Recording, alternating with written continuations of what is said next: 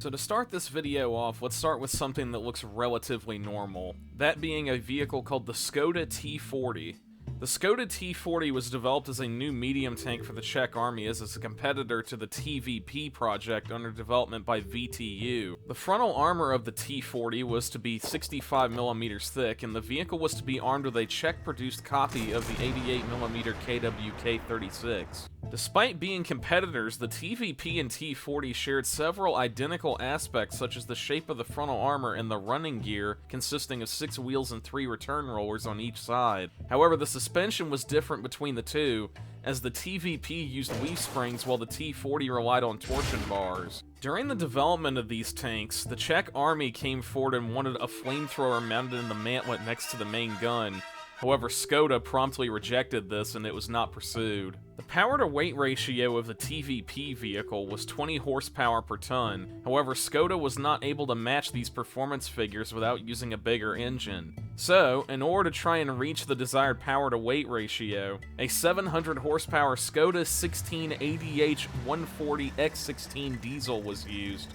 This engine also failed to meet the power-to-weight ratio requirements, but it did manage to reach the top speed requirement. The turret selected for the TVP design was a rather complex V-shaped turret fitted with a modification of Krupp's 88mm Schmalturm mantlet, which would be fitted with the 88mm KWK-43 L71, redesignated as the 88mm KPL VZ41. The T40's turret was far more similar to Krupp Schmalturm and even used the exact same gun mantlet.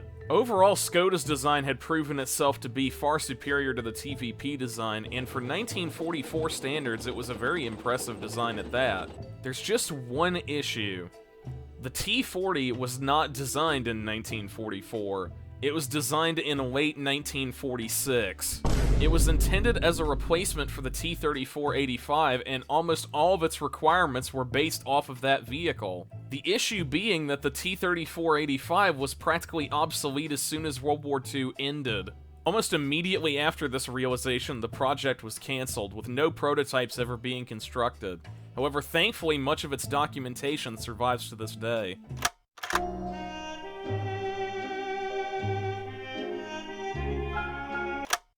Now here's where things start to get a bit goofy. The next vehicles you're about to see were part of a project carried out in 1954 under the original designation Tracked Vehicle Short Development, and were to be physically prototyped within 2 years of development. This program called for a new heavy tank that could safely pass through the burn regulation tunnels of Europe. Primary armament for this vehicle was to originally be a 105mm gun, but this was quickly changed to a 120mm gun. 2 companies would be involved in the development of what would become the T110, those companies being Detroit Arsenal and Chrysler, with Chrysler doing the majority of the work.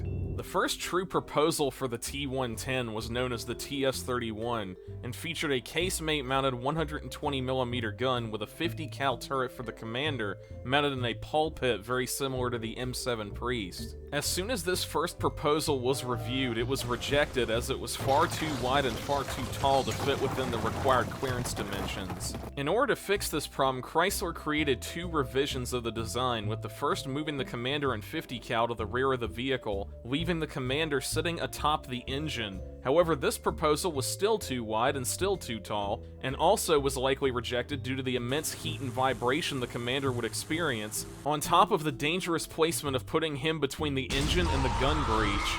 The second revision altered the profile of the previous design, allowing the commander and his turret to be moved forward away from the engine, but ultimately the height and width requirements were still exceeded. Shortly after this, Detroit Arsenal would submit a counter-proposal to the Chrysler design which moved the engine all the way to the rear in an extended casemate, with the commander again being placed directly on top of the engine. However, this design would fail in the exact same areas while reintroducing a problem corrected on the previous iteration. Chrysler rejected Detroit Arsenal's counterproposal and decided to stick with a center-mounted casemate design. However, this design would see the driver moved back into the casemate off to the right of the main gun. It should be noted that yet again the commander was moved above the engine and also placed too close to the gun breech again. Already, problems were encountered with this design when it was proposed to mount the engine on access rails. which would allow the engine to be removed from a hatch at the rear to simplify maintenance. However, this quickly raised concerns regarding structural integrity of the hull.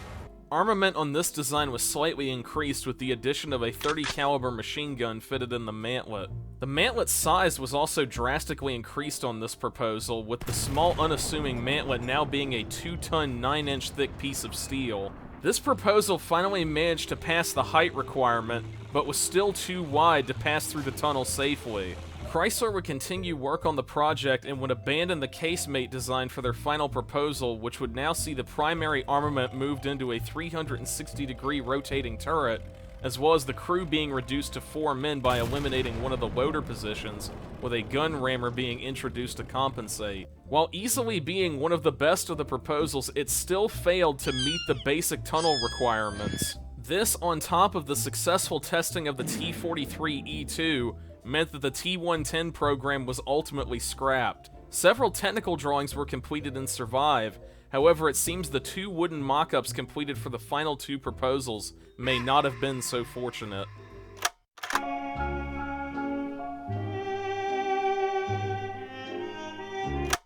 The next vehicle we'll be looking at in this video was a vehicle created by Associated Engineers Incorporated as a result of Chrysler's research into creating a 4-tracked medium tank, which was carried out in March of 1953. Much like Chrysler's design, the Associated Engineers' design was to use 4 traction motors to power each of the tracks. Each of these traction motors would provide 25% of the vehicle's overall power, and would be fed by a direct current electric generator powered by a 710 horsepower Continental AOSI 1195-5 engine. Armament for the Associated Engineers' design was to consist of a 105mm T140, backed up by a coaxial 30 cal, a 50 cal in the cupola, as well as a remote-controlled 30 cal mounted on the front right fender, which would be operated by the driver.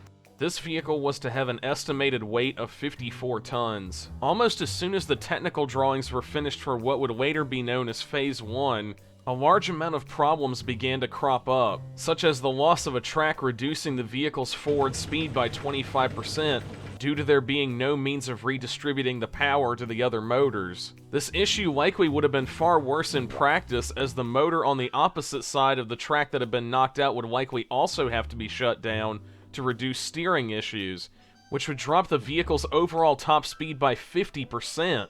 Another issue that was found was that the rear motors would be under extreme load when climbing a steep grade due to the weight and placement of the turret, as well as the front suspension units not contacting the ground in certain cases.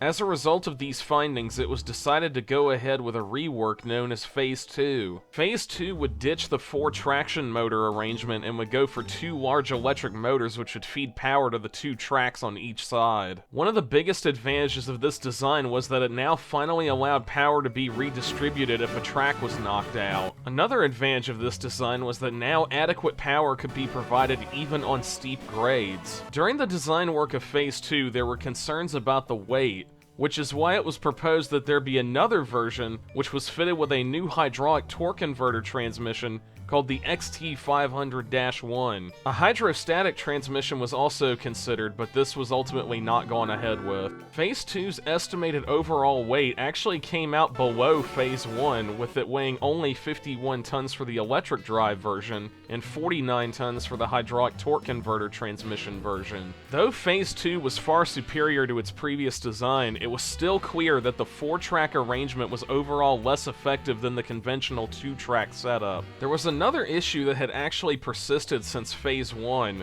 which was that the gap between the tracks led to a drastic increase in ground pressure. On top of this, concern was also raised about the overall mobility following the loss of the track, as the effectiveness of this design could easily be hampered by damage to the suspension and the terrain also being completely unpredictable. In the end, the Chrysler and Associated Engineers 4-track designs were considered far too complicated and unreliable for actual production, so all development was ceased with only technical drawings ever being completed.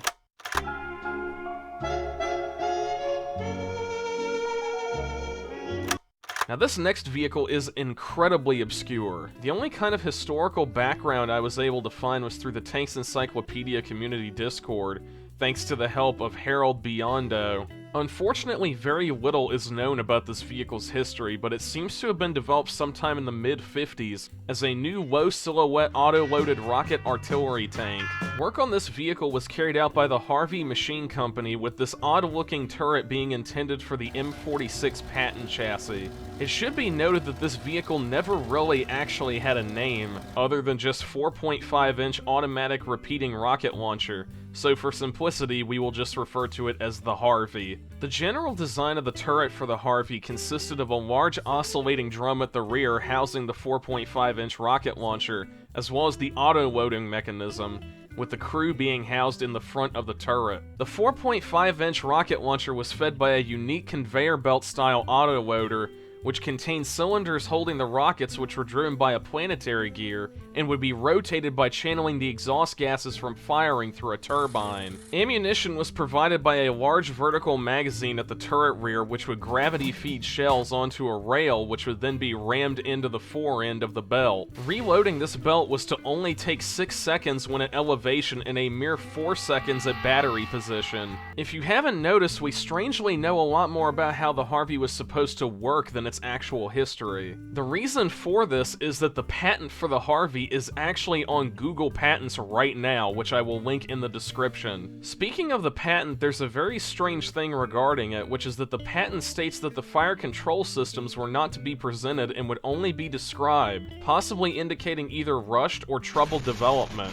In the description for this elusive fire control system, it states that there was supposed to be a panel which would inform the gunner when the gun was ready to fire, the amount of rockets loaded, as well as indicators to alert the gunner if there had been any failures in the firing and loading mechanism. Now, one of the most unique features of this panel would have been the ability for the gunner to be notified and to discharge a dud from the firing tube with the press of a button, with the dud being rotated one place and being pushed out through the rear of the turret, thanks to a rammer specifically for this purpose. Now, in normal operation, 10 rounds out of the 20-round belt would be fired, and then firing would cease to allow for the empty cartridges to be reloaded. However, there was an option to fire all 20 rounds without reloading through the use of an emergency switch. Doing this, though, would cause the gunner to have to activate the reverse gun belt switch to return the belt to loading position. The maximum fire rate of this system was to be 250 rounds per minute in bursts of 10 rounds, with a short period allotted for reloading and cooling. It should also be noted that the exhaust gases were to be channeled out through the rear of the turret thanks to a special conduit. This design could have possibly created an issue with channeling flames downward onto the M46's engine deck ventilation, potentially causing significant damage to the powertrain. Now, while it can be said that a lot of this design was very forward-thinking, there's one issue that wasn't thought out. Its sheer, unadulterated complexity. Maintenance on this vehicle would have been a nightmare, and the cost to build them would have been astronomical, especially considering the amount of electronics needed to operate it. Unfortunately, today we do not know when and why the Harvey rocket launcher program was cancelled. Today, not much is left of this vehicle other than some scattered pieces of information, as well as the original patent on Google, which again, that's in the description. Strangely, a mock-up of this turret was actually completed, but sadly there are no publicly available photos of it.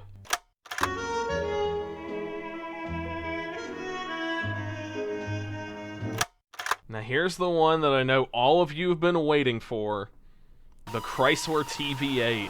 This vehicle was part of a project conducted in 1954 for a new modular, easily transportable medium tank. The design of this vehicle was to allow for the hull to be separated from the turret for easier transportation. Unlike many other tanks produced during this time, the entire crew, armament, ammunition, power plant, and fuel were all housed in the enormous turret. The tank was to carry a crew of 4, however, it was designed to allow operation by just the driver and gunner if necessary. The tank's main armament consisted of a rigidly mounted 90mm T208 cannon with a hydraulic ram for easier reloading, with ammunition being stored in a steel bulkhead separating the crew compartment, as well as 2 30 caliber machine guns in the turret front, in addition to a remote-controlled 50 cal and 30 cal mounted on the roof. On the subject of the main gun, it should be noted that the gun could neither elevate nor depress on its own. Instead, the entire turret would pivot forwards and backwards, thanks to 2 large hydraulic cylinders mounted in the turret base in the hull. Instead of traditional optics, the TV8 was also to feature video cameras, which would relay images to the crew via internal screens in the crew compartment, which would protect the crew from exposure to the flash of a nuclear blast. The turret armor on this vehicle was to consist of 2 layers similar to a submarine, with the outer layer acting as spaced armor, with the majority of armor being in the inner second layer. The vehicle was to weigh 25 tons and would be capable of flotation thanks to its watertight turret, and was able to propel itself through the water thanks to water jets located at the turret rear. Now, one major issue that the original designers may not have recognized at the time is that the turret's outer layer forms the majority of the air pockets to create buoyancy, but in a combat scenario, the outer layer would be easily damaged, destroying its amphibious capabilities. The powertrain for the TV8 was to consist of either a gas turbine or 300 horsepower Chrysler V8, which would act as a generator for the electric motor in the lower hull. However, a vapor cycle nuclear power plant was also considered, which, yes, was mounted in the turret. Now, one thing of note is that this type of nuclear power plant would not detonate in a manner similar to an atom bomb. However, it would explode very similar to a dirty bomb and would scatter radiation in the proximity of the vehicle. Now, due to all sorts of technical challenges and cost and all sorts of other concerns, the US military would eventually reject the vehicle, and development would fully end in 1956, with a full-scale mock-up as well as small-scale mock-ups being completed. However, the whereabouts of these are unfortunately unknown. It's finally done. I finally got around to doing a video. It's been quite a while, eh? Almost half a year? Well, all I can say is that I really appreciate you guys for sticking with me, even in spite of all the stuff that's been going on and just the enormous upload drought. Again, I really can't thank y'all enough, and it's just so cool to just have people who are willing to watch whatever I put out, I guess. Anyway, I don't really know what to say. I don't want to get all sappy. But, again, I just can't thank y'all enough, and hopefully the next video won't take this long to come out. And the next video will probably be something completely different, but hopefully it'll still be entertaining. Well, anyway, I'm now gonna go do something. I don't know. Bye, I guess?